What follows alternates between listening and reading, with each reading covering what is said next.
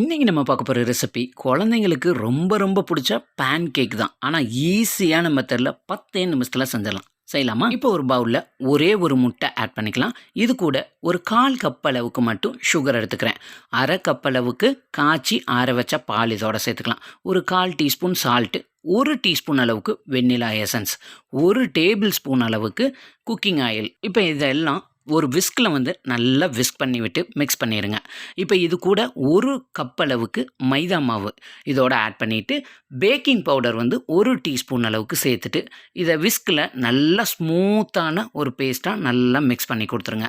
பாருங்கள், இந்த அளவுக்கு பக்குவத்தில் நல்லா மாவை மிக்ஸ் பண்ணிடுங்க, சுத்தமாக கட்டியே இல்லாமல். இப்போ ஒரு தோசை தவாவை நல்லா ஹீட் பண்ணிவிட்டு டவா ஹீட் ஆனதுக்கப்புறமா அடுப்பை சிம்மில் வச்சுருங்க. சிம்மில் வச்சுட்டு நம்ம மிக்ஸ் பண்ணி வச்சுருக்க மாவை இந்த அளவுக்கு ஒரு கரண்டி அளவுக்கு நீங்கள் எடுத்து ஊற்றிட்டு ஒரே ஒரு நிமிஷம் மட்டும் ஒரு சைடு வேகட்டும்.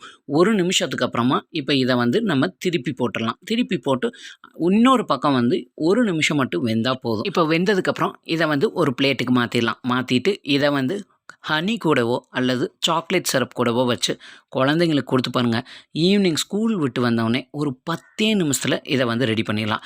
நல்லா சூடாக இந்த ஹனியோ சாக்லேட் சிரப் கூடயோ நீங்கள் கொடுக்கும்போது குழந்தைங்க விரும்பி சாப்பிடுவாங்க. அதே மாதிரி இது அவ்வளோ சாஃப்டாக பஞ்சு போல் வரும். இந்த ரெசிப்பியை கண்டிப்பாக நீங்களும் ட்ரை பண்ணி பாருங்கள். இந்த வீடியோ பிடிச்சிருந்தா உங்கள் ஃப்ரெண்ட்ஸ் அண்ட் ஃபேமிலிக்கு ஷேர் பண்ணி விடுங்க. இது அவங்க குழந்தைங்களுக்கு ரொம்ப ரொம்ப யூஸ்ஃபுல்லாக இருக்கும். மறக்காமல் நம்ம சேனலை லைக் பண்ணி சப்ஸ்கிரைப் பண்ணிடுங்க.